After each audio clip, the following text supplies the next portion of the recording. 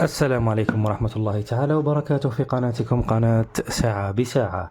بيتكوفيتش، وبعد أن أقصى محرز من القائمة الخاصة بالمنتخب الوطني في تربص شهر مارس، وهذا حسب المتابعين بطلب منه، وحتى حسب تصريح بيتكوفيتش بطلب من محرز بإعفائه من تربص شهر مارس.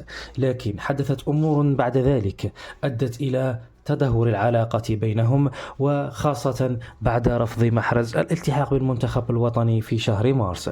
كان له ذلك عبر بيتكوفيتش، لم يستدعيه للتربص، لكن له ما بعده هذا الأمر، حيث أن بيتكوفيتش صرح لمقربيه أنه لن يستدعي محرز لقادم الاستحقاقات القادمة إن شاء الله، إلا بشرط واحد، ألا وهو هذا الشرط هو أن يتصل محرز ببيتكوفيتش مثلما اتصل به في المرة الأولى، وأن يقول له: أنا جاهز لتمثيل المنتخب الوطني ولتحمل مسؤوليتي كقائد للمنتخب الوطني، وأن أعطي كل ما أستطيع للمنتخب الوطني. وبهذا القصد يريد أن يظهر لمحرز أن مكانه مهدد في المنتخب الوطني، وأنه غير مقبول أن يأتي كدكة أو يأتي ولا يعطي كل ما لديه للمنتخب الوطني، أن يريده أن يعطي كل إمكانياته للمنتخب الوطني حتى يقبل بعودته إلى المنتخب الوطني.